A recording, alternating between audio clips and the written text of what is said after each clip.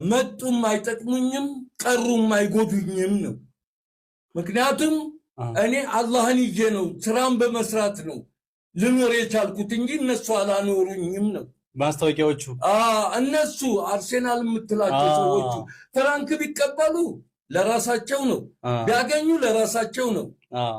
ለአበቃ እኔን ምን ይጠቅመኛል? እኔ ደግሞ የጠቀመኝ ምንድነው? አላህን ይዤ ስራ በመስራት ነው። ስራዬን እየሰራሁ እኖራለሁ። በእነሱ ሳይሆን እኔ የምኮራው አላህን ይዤ ስራን በመስራት።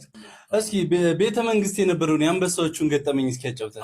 የአንበሳዎቹ ምንድን እኔ በጣም አየኋቸውና ደነገጥኩ። በቃ አንበሶቹን ያ ነው እንጂ በቃ አይመችህም? አንበሳ አይመቸኝም። ምክንያቱም ቀልድ አያውቅማ።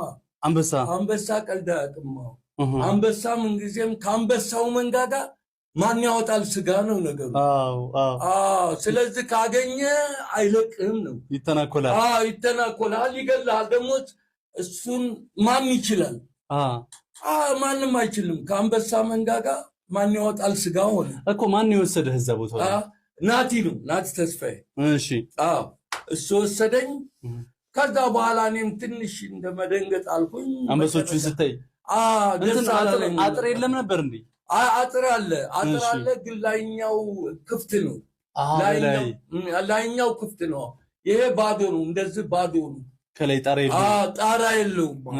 ምናልባት ከዘለለ ብዬ ነበረ፣ ግን እንትን ኤሌክትሪክ እንትን ይይዘዋል አሉኝ አንበሳውን። እንደዛ ስላሉኝ ትንሽ በኋላም ሰላም ሆንኩኝ። ግን ሁለተኛ